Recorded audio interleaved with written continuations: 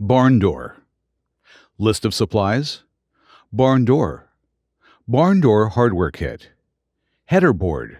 Paint or stain. Stud finder for drywall. Tape measure. Pencil. Level. Router. Speed square.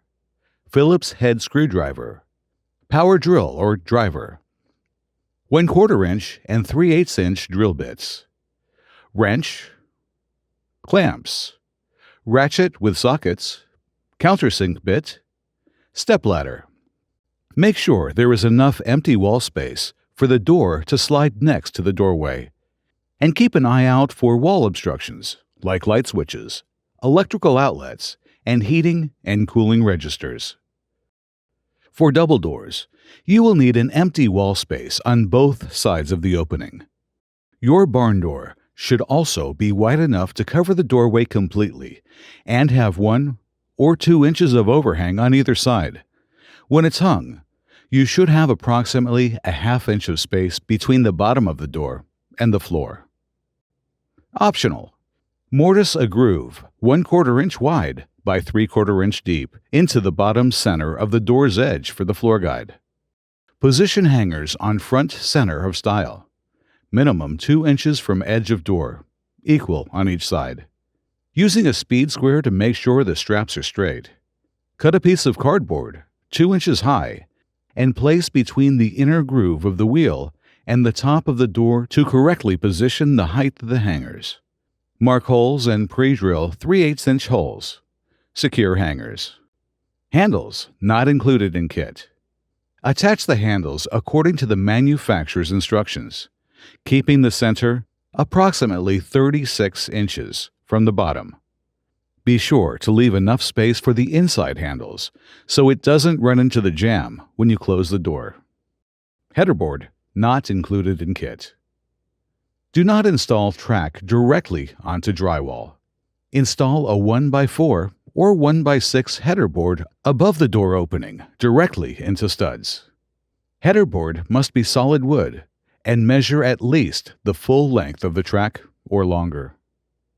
Choose a color that matches your trim, wall, or door, and paint the board on a flat surface.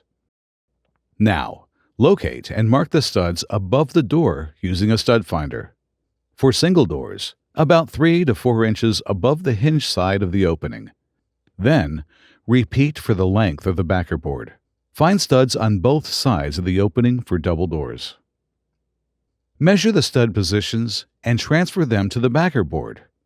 Be sure they are centered and straight across the board. Next, drill 2 holes in each stud location with the countersink bit. Then, copy the holes on the track onto the backer board and pre-drill. Enlist the help of another person to attach the header board to the wall. First, secure one end to the studs with a wood screw, inserting the head right below the wood surface. Keep the board level and insert the rest of the screws. Use wood filler and paint as needed to cover the screw heads. Insert stops on either side of track, inside the first and last hole. Aligning the track with the backer board holes. Use the included spacers, lag bolts, and washers to fasten it to the board. Align spacers with holes in the track. Use lag bolts to install track into wood header and wall. Keep the track level and tighten the lag bolts with a wrench. Use wrench to secure screws through spacers. Install directly on concrete wall 10, 2/5. For concrete walls, position center of the track by measuring up from the floor. Door height plus 1 3/4 inches. Keep the track level and mark the mounting holes on the wall.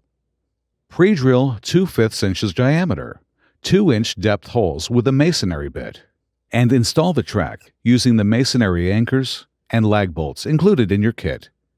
Use wrench to secure screws through spacers. Connector plate not included in kit. Use a connector plate if connecting multiple tracks. Position each anti-jump disc at 1 inch from the edge of the hangers. Tighten slightly to secure in place. Have a partner help you with heavier doors. Place assembled door on secured track. Tighten the anti-jump discs. Slide door from open to close to ensure all parts are operating smoothly.